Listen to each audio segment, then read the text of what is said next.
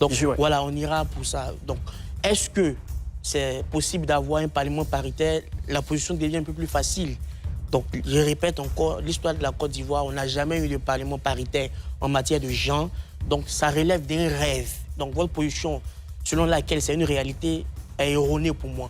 Maintenant, vous orientez le débat sur la nécessité. Est-ce que c'est nécessaire d'avoir un parlement paritaire? En matière de genre, vous avez convoqué certains exemples. Pour moi, ce n'est pas forcément nécessaire. Parce que la finalité de la politique, c'est le service. Si celui qui est capable de servir est un homme, une femme, une personne en situation de handicap, il sert de la plus belle des manières, sans appréhension, sans a priori. Alors, si la question portait sur les partis politiques, tout de suite, on pourra dire que ce n'est pas possible. Parce que, voilà, l'Assemblée nationale, le nombre de députés est tel qu'on ne peut pas avoir 50-50.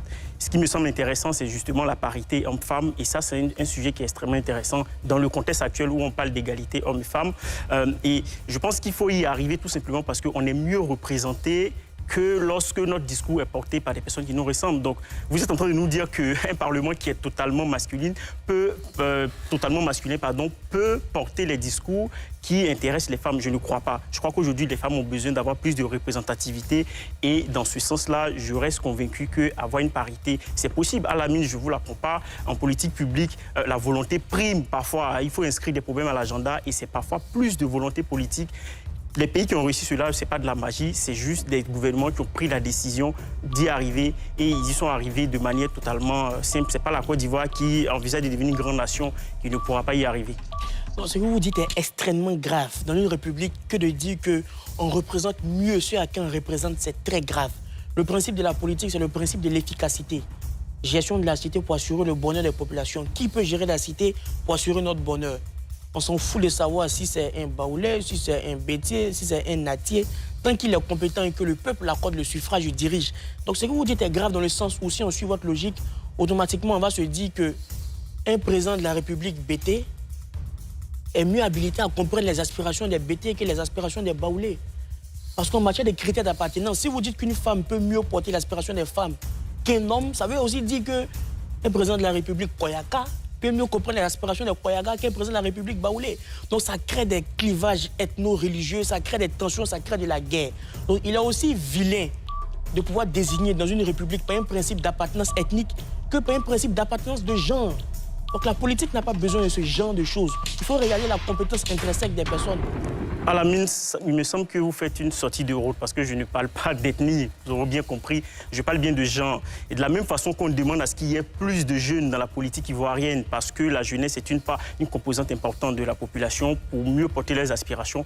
De la même façon, je pense qu'il faut davantage de femmes et cela ne viendra pas du bon vouloir des partis politiques. Il faut y mettre de la volonté politique et cette volonté politique-là, elle est possible. Il y a une loi qui a été adoptée en Côte d'Ivoire en 2019 pour demander aux partis politiques de porter à 30% le nombre de femmes dans leur liste, mais cette loi-là n'est pas contraignante. Je pense qu'il faut mettre de la contrainte à l'intérieur, c'est-à-dire obliger les partis à avoir plus de 30 ou 40%, sinon ils ne recevraient pas, par exemple, les financements. Donc, je ne parle pas d'ethnie, vous l'aurez bien compris, je parle de représentativité et dans ce sens-là, il me semble que les femmes sont à même de peut-être mieux comprendre les problématiques qui les incombent. C'est la raison pour laquelle j'insiste, le Parlement doit être paritaire et cela doit passer par un engagement fort de la part des partis politiques. Non, c'est la même chose que vous dites. Et quand vous dites qu'on demande à ce que les jeunes s'intéressent plus à la politique, qui demande ça?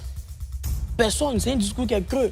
Si les jeunes ne sont pas compétents, ils ne sont pas appelés sur le champ politique. Donc on ne peut pas faire la politique des réserves. On réserve des places pour les jeunes, on réserve des places pour les femmes. À ce niveau, on va commencer à réserver des places selon les spécificités ethniques et religieuses. Donc, et dit aussi que ce sont les femmes qui peuvent porter les aspirations des femmes, ce n'est pas tellement vrai. C'est comme on est en train de dire que la lutte, par exemple, du féminisme a été portée que par des femmes. Non, il y a des hommes aussi lucides qui disent que les femmes doivent avoir les mêmes droits et devoirs que les hommes dans les entreprises. Donc, dans une république, on n'a pas besoin de spécificités a priori. Même la loi en Côte d'Ivoire qui incite 30% des femmes au Parlement, c'est écrit noir sur blanc, mais est-ce que c'est effectif dans la pratique? Non, parce que la réalité sociologique souvent transcende les principes ou bien les volontés juridiques. Donc pour moi, il n'y a aucune nécessité d'avoir un gouvernement paritaire en matière de genre parce qu'on doit s'assurer de l'efficacité des différents députés. À la mine, on parle d'inclusion. On a reçu sur ce plateau en début d'émission des personnes handicapées. Donc il me semble que ça aussi, c'est une composante de l'inclusion. Et quand vous dites qu'on ne peut pas diriger de façon sectorielle, hier vous avez reçu sur ce plateau des jeunes candidats. Si on leur consacre des émissions, c'est bien parce que parler des jeunes, c'est une catégorie de la population qui n'a pas forcément les mêmes attentes que ceux qui ont 40 ans, 50 ans, qui travaillent déjà. Donc, il me semble que quand on fait de la politique publique, c'est bien de sectoriser. Ici, on ne s'en sort pas. On ne peut pas concevoir une politique globale pour tous les Ivoiriens. C'est important, quand on dirige, d'avoir des politiques publiques qui s'adressent à des cibles. Et dans ce sens-là, je pense qu'avoir une grande représentativité des femmes, ça peut permettre de faire avancer des problématiques. Je vais vous donner un exemple. La question du congé menstruel, c'est quelque chose qui n'est pas suffisamment défendu. Et pourtant, on a des femmes qui voudraient que des lois soient adoptées dans ce sens-là. Si elles sont majoritaires au Parlement, si elles sont en nombre suffisant, elles pourront porter ces droits-là. Donc, votre position qui est de dire qu'on ne peut pas sectoriser, je ne crois pas. Je crois que ça ne permet pas de faire une politique publique efficace. Non, vous insistez beaucoup sur les politiques publiques. Moi, je suis en politique publique. Une politique publique. Ça tombe bien. C'est l'ensemble des initiatives qui sont prises par les pouvoirs publics en vue de répondre aux besoins des populations. Ça, c'est la définition la plus simple des politiques publiques. Donc, lorsque les populations sont face à des besoins d'eau, on règle le problème par rapport à l'eau. Électricité, on règle par rapport à l'électricité. Vous dites tout de suite, on a reçu aujourd'hui des personnes en situation de handicap. Hier, on a reçu des jeunes. Demain, on peut recevoir les vieillards. Après, demain, des commerçants. Le surlendemain, des médecins. Mais c'est la composition de la nation qui nous impose les spécificités. Les spécificités se font de manière naturelle. Donc, ce n'est pas forcément un choix stratégique. Par exemple, sur la base de quoi je vote une personne en situation de handicap qu'une personne qui n'est pas en situation de handicap parce qu'elle est en situation de handicap, parce qu'elle fait pitié. Donc, celui qui est conscient que, par exemple, quelqu'un qui n'est pas en situation de handicap est plus compétent qu'un autre, il ne doit pas voter par pitié. Et ces personnes en situation de handicap ne demandent pas de la pitié. Ils demandent que vous les preniez en fonction de leurs compétences, en fonction de ce qu'ils savent faire. En politique publique, il y a quelque chose de très important qu'on appelle la mise sur agenda. Je ne vous l'apprends pas à la mine. Et la mise sur agenda est portée généralement par des groupes d'intérêt.